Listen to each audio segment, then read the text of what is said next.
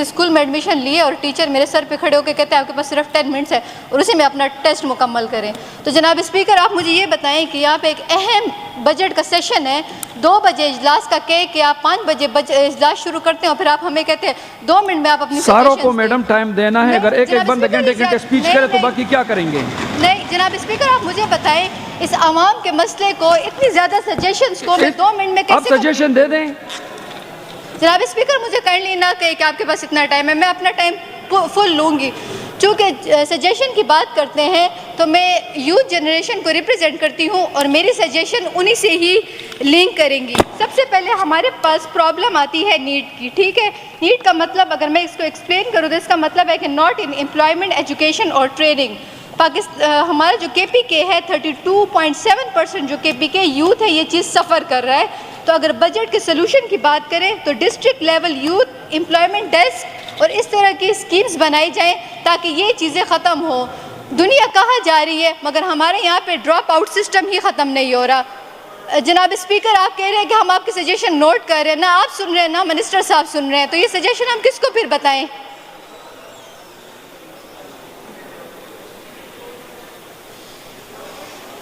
آپ میڈم بات جاری رکھیں. آپ کہہ رہے ہیں کہ میں نہیں سنتا, منسٹر سنتے ہیں. منسٹر تو اپنی باتیں کر رہے ہیں, ذرا آپ نوٹس کریں تو منسٹر صاحب اپنے آپ کو تھکا رہے ہیں. منسٹر صاحب آپ ذرا توجہ دیں ان کو, آپ ذرا توجہ دیں. خیر سیدھے کھڑے ہو جائیں, سیدھے بیٹھ جائیں. جی اب یہ جی آپ جائیں. اسپیکر کم از کم بجٹ کی بات ہو رہی ہے تو کم از کم سیریس ایک ایلڈرز ہو کر ایک میسیج دے اپنے میرے جیسی یوتھ جنریشن کو کہ ہم سیریس ہیں اور عوام کے لیے سیریس ہیں. آپ لوگ تو بس گپے لگا رہے ہیں, ہم ایسے ہی خود کو تکاتے رہتے ہیں اور مجھے اس کے بعد آپ یہ نہیں کہیں گے کہ آپ کے پاس نوٹ ہو رہی ہے آپ کی باتیں نا, مجھے یہ نہیں کہیں گے 2 منٹ ہے, میں اپنا پورا ٹائم لوں گی. میرٹ کے وائلیشن کا ایک نقصان ہوتے ہیں جو ابھی ہو رہا ہے. جناب اسپیکر چونکہ میں نے کہا کہ میں یوتھ کو ریپرزینٹ کرتی ہوں تو یہاں پہ یوتھ سے ہی ریلیٹڈ بات کی جائے گی. ہمارے پاس یہاں پہ اپرچونٹیز کم ہیں یوتھ کے لیے. Youth opportunity fund, skills, internship, sports اور ایسی انوویشن کا انعقاد کیا جائے تاکہ ہمارے پاس جو یوتھ کا ایک ایکسٹریمزم گروپ بنتا ہے اور وہ مائگریشن کرتے ہیں, دوسری کنٹریز کی طرف مائگریٹ ہوتے ہیں, یہ چیز کم ہو. دنیا کہاں سے کہاں پہنچ گئی ہے, ہمارا ڈراپ آؤٹ سسٹم ہی کم نہیں ہو رہا. جناب اسپیکر 40.86 ملین کے پی کے لوگ ہیں. اگر ہم اس کا رفلی اسٹیمیٹ نکالیں تو 10.7 ملین لوگ جو ہے وہ ینگ ہے جن کی ایج ہے 15 to 29 اور 15 to 29% لوگوں کے لیے, ایج کے لوگوں کے لیے یہاں پہ کوئی فیسلٹیز نہیں ہے. اگر ہم لوگ سیکنڈ پرابلم کی بات کی جائے تو 4.5 ملین چلڈرن کے پی کے میں ڈراپ آؤٹ ہو رہے ہیں.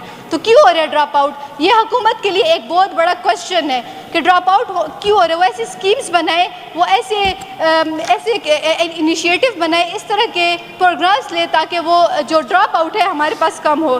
تھرڈ پرابلم ہمارے پاس نیٹ کا ہے. نیٹ کا مطلب ہے ناٹ ان ایجوکیشن, امپلائمنٹ اور ٹریننگ. جناب اسپیکر 32.7% کے پی کے جو یوتھ ہے نیٹ سفر کریے, اس چیز پہ کام کرے. District level youth employment desk programme وغیرہ بنائے جائیں. جناب اسپیکر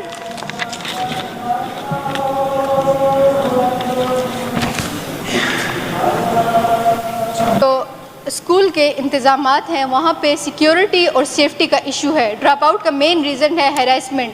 ہماری اسکولز اور کالجز اور یونیورسٹی میں آج تک ہیراسمنٹ کے کیسز ہو رہے ہیں بٹ اس پر کوئی بات کرنے والا نہیں ہے اور اس کے لیے سیفٹی پروگرامز بنائے جائے. سیکیورٹی ادارے میں بجٹ لگایا جائے تاکہ اس طرح کے جو ایشوز ہیں وہ کم ہو اور لڑکیاں اور جتنے بھی ہمارے لوگ ہیں وہ آگے ایجوکیشن کی طرف آئیں.